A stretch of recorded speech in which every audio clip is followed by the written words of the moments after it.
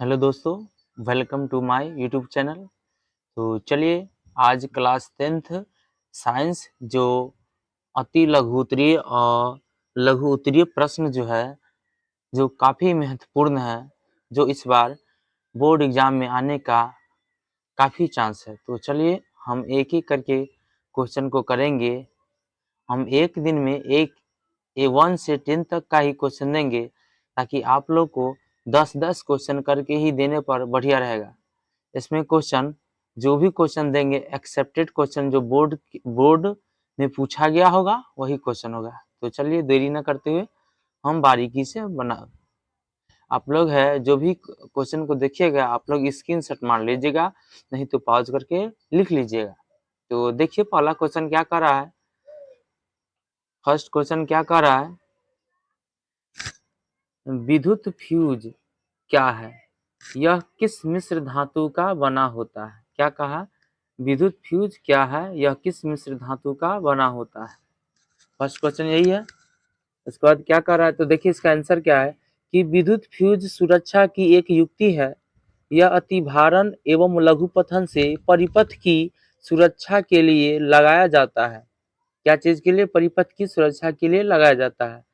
Fuse में ऐसे तार का प्रयोग किया जाता है जिसका गलनांक बहुत कम होता है। यह प्रायः तांबा तथा टीन तथा सीसा एवं टीन के मिश्र धातु का बना होता है। क्या क्या चीज से, टीन, तांबा तथा सीसा एवं टीन के मिश्र धातु का बना होता है। इस क्वेश्चन को आप लोग, काफी इंपॉर्टेंट क्वेश्चन है, स्क्रीनशॉट मार लीजिएगा। तो चलिए नेक्स्ट क्वेश्चन के पास चलते हैं। नेक्स्ट क्वेश्चन क्या करा है, देखिए क्या करा है कि अवतल दर्पण, क्या, अवतल दर्पण के उपयोगों को लिखे। क्या है, अवतल दर्पण के उपयोगों को लिखे। तो देखिए क्या है, अवतल दर्पण के निम्नलिखित उपयोग है। पहला, हेडलाइट, टॉर्च, लैंप में इसका उपयोग किया जाता है। क्या चीज में, हेडलाइट, टॉर्च और लैंप में अवतल दर्पण का उपयोग किया जाता है। दूसरा क्वेश्चन क्या करा, सोलर कुकर, दूसरा मतलब उपयोग क्या करा, सोलर कुकर में इसका उपयोग किया जाता है। देखिए पहला हेडलाइट, टॉर्च और लैंप में प्रयोग करते हैं। उसके बाद क्या है, सोलर कुकर में इसका उपयोग किया जाता है। तीसरा, आंख, कान, नाक के डॉक्टरों द्वारा जांच हेतु इसका उपयोग किया जाता है। तो देखिए क्या कहा है, आंख, कान, नाक के डॉक्टरों द्वारा जांच हेतु इसका उपयोग किया जाता है। तो चले अगले क्वेश्चन पे हम चलते हैं। क्या कर रहा है, नेत्र की समंजन क्षमता से आप क्या समझते हैं। क्या कर, नेत्र की समंजन क्षमता से आप क्या समझते हैं। तो देखिए क्या कर रहा है कि मानव नेत्र वस्तुओं को अपने नेत्र लेंस की फोकस दूरी को घटा बढ़ा कर देख सकता है। क्या कहा कि मानव नेत्र वस्तुओं को अपने नेत्र या लेंस की फोकस दूरी को घटा या बढ़ा कर देख सकता है। नेत्र की इस क्षमता को समंजन क्षमता कहते हैं। या एक और परिभाषा हम बोल देते हैं, आप लोग या तो सुन करके लिख लीजिएगा। क्या कहता है कि आंख की वैसी क्षमता जिसमें नेत्र लेंस की फोकस दूरी को अपने आप बदलता है। यानी इसमें क्या होता है कि अपने आप उसकी फोकस दूरी बदलता है, तब इस घटना को भी समंजन क्षमता कहते हैं। तो चलिए अगले क्वेश्चन पे चलते हैं। तो अगला क्वेश्चन क्या कर रहा है, पीत क्या है। क्या है, पीत क्या है। ये बायोलॉजी का क्वेश्चन है और ये क्वेश्चन काफी बार आ चुका है। तो कह रहा पीत क्या है, मनुष्य के पाचन में इसका क्या महत्व है। क्या कहा, पीत क्या है, मनुष्य के पाचन में इसका क्या महत्व है। देखिए पित्त यकृत ग्रंथि से स्रावित होने वाला द्रव्य है। यानी यकृत ग्रंथि से ये स्रावित होते हैं, जो छोटी आंत में भोजन के पाचन में सहायक होता है। क्या होता है कि यह भोजन को पचाने के लिए काम आता है। देखिए पित्त क्या है कि ये यकृत के ग्रंथि से स्रावित होने वाला द्रव्य है, जो छोटी आंत में भोजन को क्या करता है, पचाता है। देखिए मनुष्य के पाचन क्रिया में इसका निम्नलिखित महत्व है। क्या है इसका महत्व? क्या है? मनुष्य के पाचन में बहुत महत्वपूर्ण है। देखिए पहला क्या है, क्या करा है कि पीत भोजन में वसा के बड़े कण को छोटे छोटे कणों में तोड़ने में मदद करता है। क्या करता है? पीत भोजन में वसा के बड़े कण को छोटे कणों में तोड़ने में मदद करता है।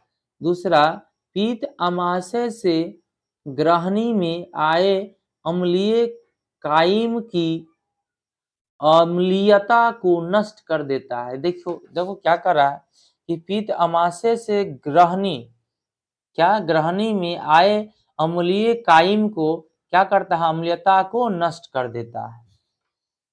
तो आप लोग इसको भी स्क्रीनशॉट मार लीजिएगा। तो चलिए अगले क्वेश्चन पे चलते हैं, क्वेश्चन नंबर 5 पे।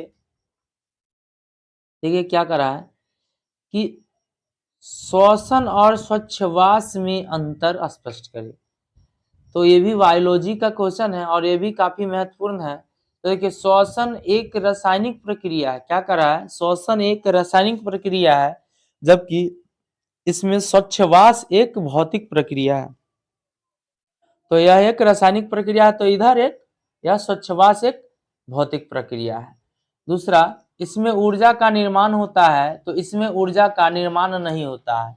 यह कोशिका में संपन्न होता है, यह फेफड़े में संपन्न होता है। तो इसको भी आप लोग अच्छी तरह से स्क्रीनशॉट मार लीजिएगा। चलिए नेक्स्ट क्वेश्चन के पास चलते हैं। नेक्स्ट क्वेश्चन देखिए, अम्ल और क्षारक में अंतर स्पष्ट करें। क्या दिया? अम्ल और क्षारक में अंतर स्पष्ट करें। तो पहला क्या करा है? अम्ल स्वाद में खट्टा होता है, क्षारक स्वाद में कड़वा होता है। अम्ल वह पदार्थ है जो जल के साथ मिलकर हाइड्रोजन आयन देता है, यानी हाइड्रोजन आयन यानी H+ देता है। और क्षारक वह पदार्थ है जो जल में मिलकर हाइड्रोक्साइड यानी हाइड्रोक्साइड OH- देता है, यानी आयन में देता है। तो चलिए इसका बाद देखिए तीसरा क्या करा है। अम्ल नीले लिटमस पत्र को लाल कर देता है, क्षारक लाल लिटमस पत्र को नीला कर देता है। तो चलिए नेक्स्ट क्वेश्चन के पास चलते हैं। अगले क्वेश्चन में देखिए क्या करा है। समावयवता किसे कहते हैं? समावयवता किसे कहते हैं? देखो एक उदाहरण देता, क्या कर रहा है। वैसा यौगिक जिसके अणुसूत्र समान होते हैं लेकिन संरचना सूत्र भिन्न होते हैं समावयवी कहलाते हैं, और इस घटना को समावयवता कहा जाता है। और इस घटना को क्या कहा जाता है? समावयवता। जैसे में क्या, ब्यूटेन C6H10 है। तो ये काफी इंपॉर्टेंट है ये। तो देखिए आप लोग को हम बता देते हैं, जानकारी दे देते हैं, इसमें जो भी क्वेश्चन अभी देख रहे हैं, तो कल से हम क्या करेंगे, चैप्टर वाइज प्रत्येक चैप्टर का क्वेश्चन यानी इम्पोर्टेंट नहीं, पूरा थ्योरम के साथ हम बताएंगे। तो आप लोग है अपने क्लास को अपने दोस्तों के साथ शेयर कीजिए इस क्लास को, और इससे कुछ उसको फायदा मिलेगा। और इसमें काफी महत्वपूर्ण क्वेश्चन है। उसके बाद क्या होगा कि आप लोग को क्लास 10th के साइंस जो भी क्वेश्चन होगा साइंस का, उस सारे क्वेश्चन को इसमें कवर करवाएंगे। तो चलिए हम अगले क्वेश्चन के पास आते हैं। अगले क्वेश्चन क्या कर रहा है देखिए कि संयोजन या वियोजन अभिक्रिया किसे कहते हैं? क्या कहा? संयोजन और वियोजन अभिक्रिया किसे कहते हैं?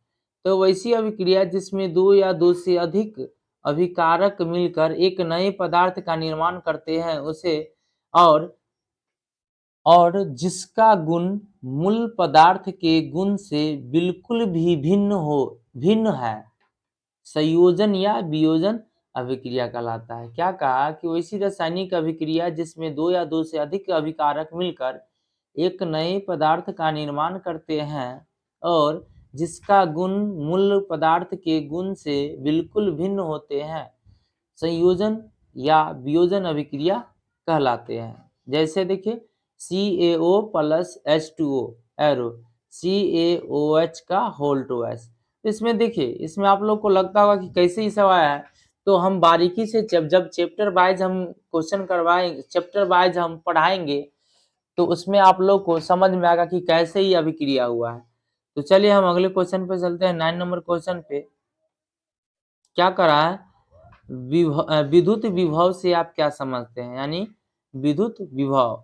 तो विद्युतीय क्षेत्र के किसी बिंदु तक एकांक धन आवेश को अनंत से एक उस बिंदु तक लाने में किए गए कार्य के बराबर होता है, उसे विद्युतीय विभव कहते हैं या विद्युतीय विभव कहलाता है।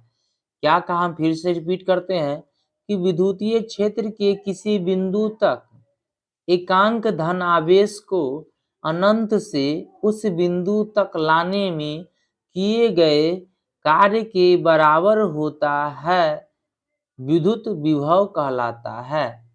इसका SI मात्रक जूल प्रति कूलम या वोल्ट होता है। दो मात्रक होता है, एक जूल प्रति कूलम और एक वोल्ट होता है। तो देखिए अगले क्वेश्चन, यानी इस पार्ट 1 था और इस पार्ट 1 में हम 10 तक ही क्वेश्चन करवाएंगे। तो देखिए क्या करा, लास्ट क्वेश्चन है ये, तारे क्यों टिमटिमाते हैं। तो आप लोग देख ही रहे होंगे कि VVI लग चुका है। तो क्या है, तारे वायुमंडलीय अपवर्तन के कारण टिमटिमाता है। किसके कारण, वायुमंडलीय अपवर्तन के कारण टिमटिमाते हैं। पृथ्वी का वायुमंडल कभी भी शांत नहीं रहता। क्या बोला कि पृथ्वी का वायुमंडल कभी भी शांत नहीं रहता, इसलिए तारे को हमारे आंखों तक पहुंचने वाली किरणें वायुमंडल के अपवर्तन में होने वाले परिवर्तन के कारण अपने पथ से मुड़ जाती है। इसी घटना के कारण हमें तारे टिमटिमाते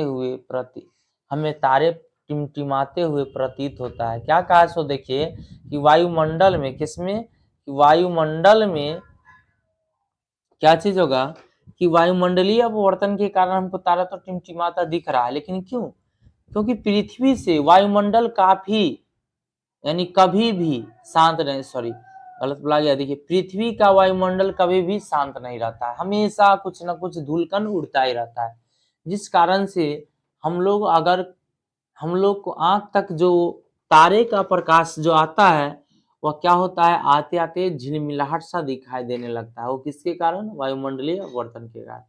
तो चलिए हम आज का क्वेश्चन इतना ही रहेगा। तो चलिए हम नेक्स्ट पार्ट में अगले क्वेश्चन को करेंगे। तो आप लोग को वीडियो अच्छा लगा होगा तो प्लीज़ चैनल को सब्सक्राइब कीजिए और अपने दोस्तों के साथ शेयर कीजिए। धन्यवाद।